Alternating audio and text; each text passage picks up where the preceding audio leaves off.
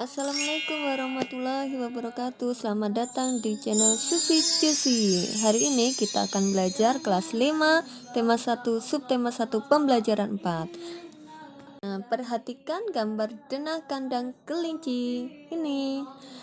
Tata letak bangunan, sanitasi, jalan, dan pembuangan limbah kandang kelinci Pak Rudi sangat rapi. Dengan demikian, setiap pengunjung yang datang akan merasa nyaman. Sebelum membangun kandang kelinci, Pak Rudi telah mempersiapkan segala sesuatunya dengan membuat denah. Tahukah kamu apa itu denah? Ya, benar sekali. Denah merupakan gambaran tentang tata letak dalam suatu ruangan atau tempat.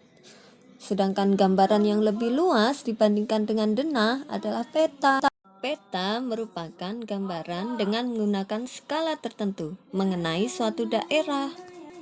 Pada pembelajaran sebelumnya, kamu sudah mengetahui kondisi geografis negara Indonesia dengan menggunakan peta. Dengan peta, kita juga bisa mengetahui kondisi geografis wilayah-wilayah yang ada di Indonesia. Misalnya, peta Pulau Jawa ini nih.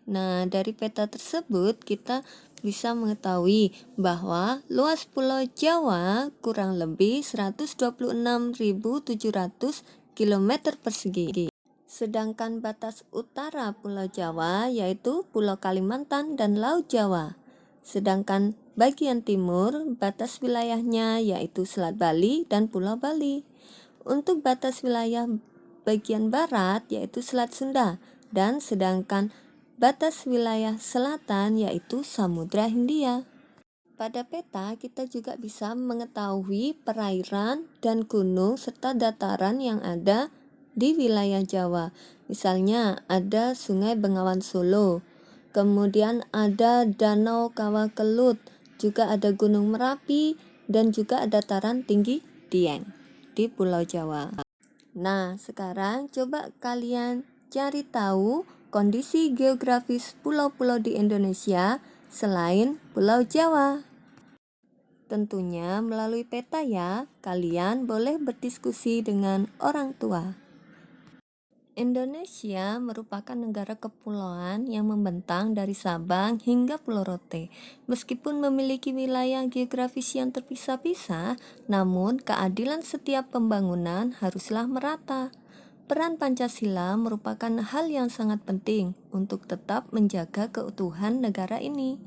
Semua itu perlu didukung dengan sikap positif yang sesuai dengan Pancasila. Contohnya, 1. Menjunjung tinggi semangat kekeluargaan dan gotong royong.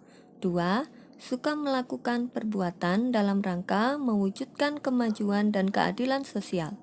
3. Keseimbangan yang adil antara kehidupan pribadi dan masyarakat.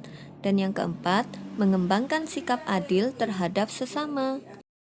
Selain sikap yang mendukung, ada pun sikap yang bertentangan dengan Pancasila yang akan menimbulkan masalah dan menghambat pembangunan nasional.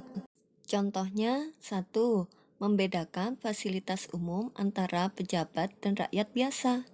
2. Keadilan hanya untuk golongan tertentu. 3. Membeda-bedakan antar suku. Keempat, lebih mementingkan kepentingan kelompok atau golongan daripada kepentingan bersama. Itulah tadi sikap-sikap yang menghambat pembangunan nasional. Kita sebagai warga negara yang baik harus selalu mendukung pembangunan nasional, salah satunya dengan mengikuti gotong royong. Gotong royong merupakan modal dasar pembangunan.